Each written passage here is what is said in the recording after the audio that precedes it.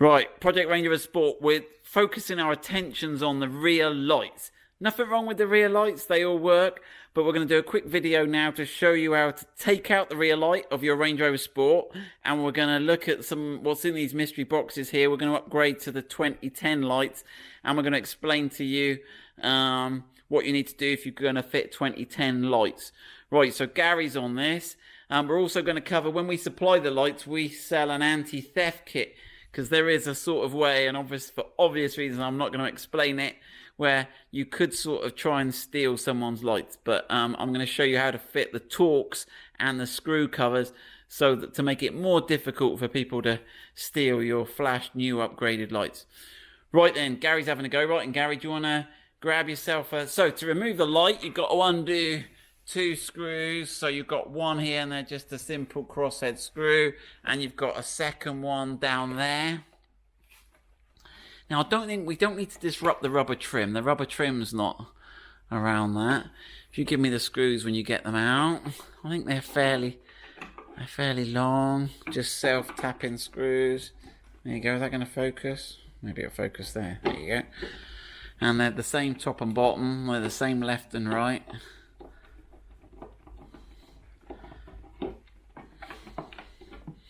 Right, and then you should, now it's got 2 pins that dock in on this side. So, and we'll have a look at when we've got the light out. There's like 2 little docking things. So you've got to sort of tug it a bit, Gary, to get them. Now sometimes you can put a plastic tool in between here. We'll see how Gary gets on. But you can use a little if you're stuck. But sometimes you have to surprise it a bit, Gary. Let's have a look how he gets on. No. If not, we'll go for the plastic tool. All right, we'll go for the plastic tool. All right, Gary's got a little plastic wedge tool. Let's have a look at that. So it's a sort of, you're obviously less likely to damage the paintwork with these plastic tools, and they're quite good. So have a go with that, Gary, see if that makes it a bit easier.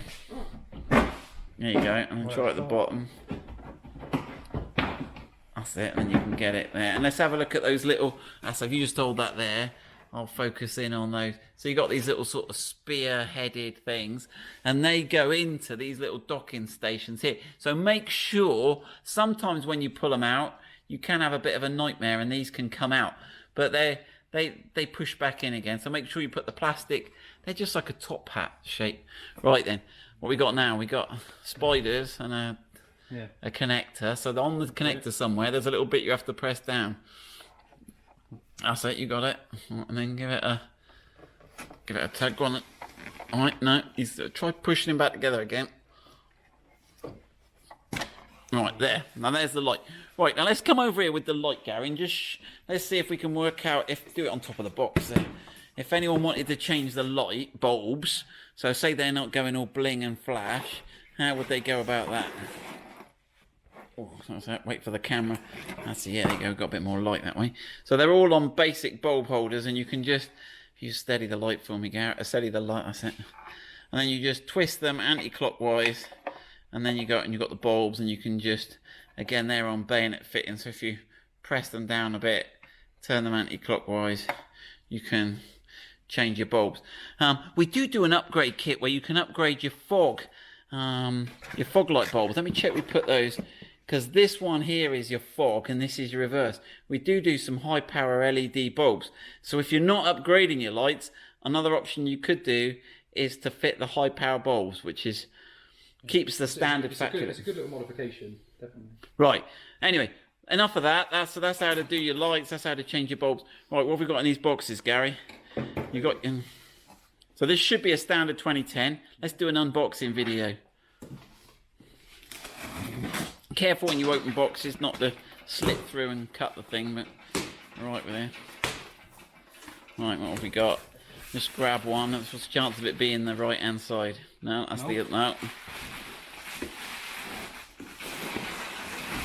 Right, yeah, get that open. Right, we'll leave Gary unboxing. Oh no, he's there.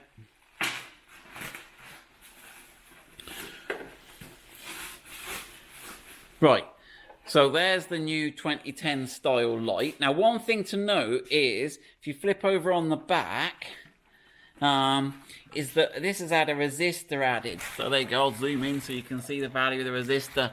And this goes across the earth or negative wire and the indicator. Because these bulbs use the indicator as an LED array rather than the old conventional bulb, it's got LEDs in here, we'll see it in a minute. What happens if you fit a 2010 light without a resistor on an earlier car, your indicators will flash too fast. Sometimes it's just inside the car. So inside the car again, beep, beep, beep, beep, beep, beep, beep, beep, but outside will be alright. Other times the inside and the outside go crazy. But fit the resistor and you'll be fine. Right, so these come with a resistor. So that's one option. If you unbox the other one, Gary. Right, so Gary's unboxed that one. Just want to take the protective film off the front of the lens, Gary. And then we can have a look. So this is our black edition light that we sort of developed. You helped with that back in the day, didn't you, Gary? Yeah. When I first started. So now you can see the three. So this is the 2005 light. This is the 2010 factory style light.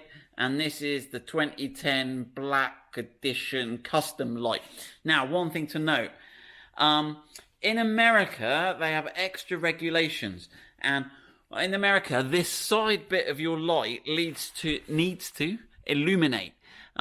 So there are lights that are called NAS spec. Now the NAS stands for North American spec. So these lights, we'll have a look, but I don't. So they have ROW, rest of the world, and NAS lights. I think these are ROW spec. We'll have a look. We'll put them in and power them up. Right, so that was that covered. Now these should all come all ready to plug and play. They've got all the bulbs fitted, so we'll have a go at fitting these. Now, I was talking earlier about the little anti-theft kit. Do you want to open that up, Gary, and let's have a look at that in your hand. So basically you replace the screws. Alright, so what do we get in that kit there? So you replace the screws. Instead of having a crosshead screw, they've got a little Torx head screw, which is less common. Apparently that outwits most of them. And not only that, do you want to show how they assemble those caps? So you put the cap, the screw goes through the cap. No, other way around. That's it, you got it.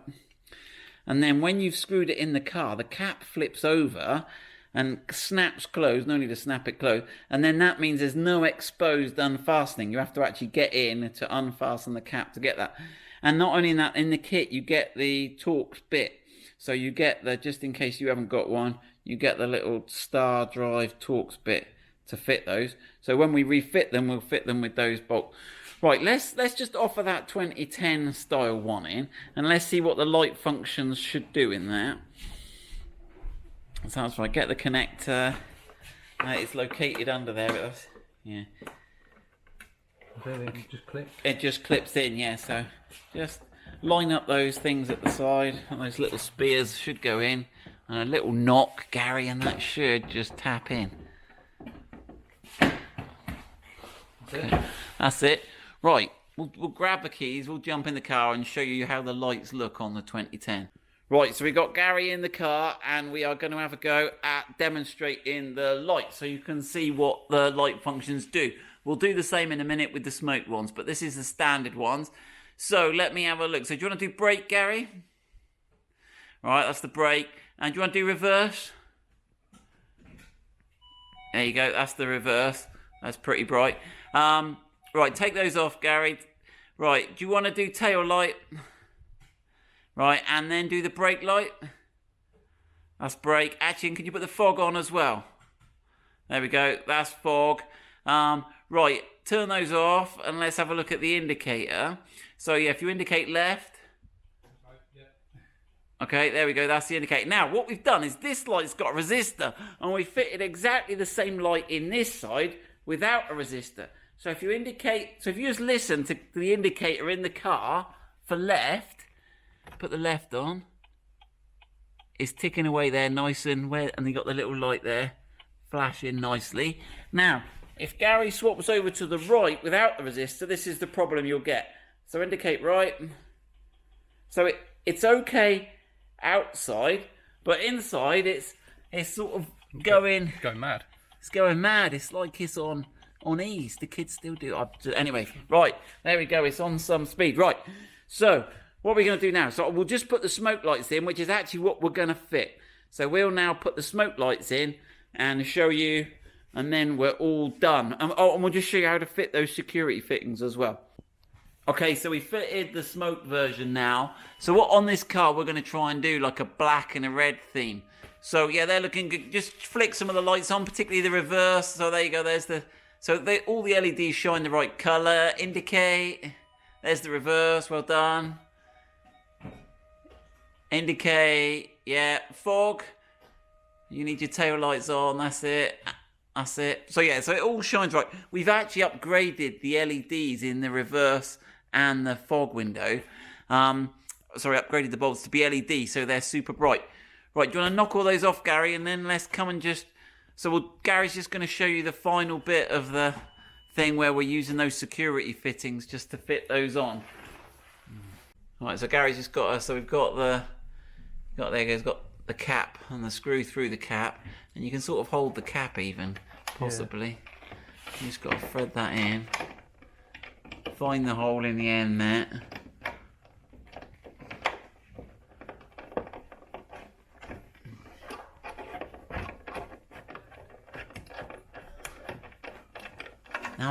That's it. And then, now I'm not sure how many of those security fittings we supply with each set of lights. I think we might only supply 2.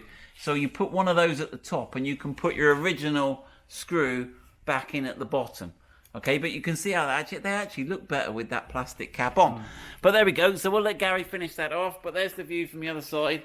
That's the Range Rover Sport upgraded to the 2010 black style rear lights.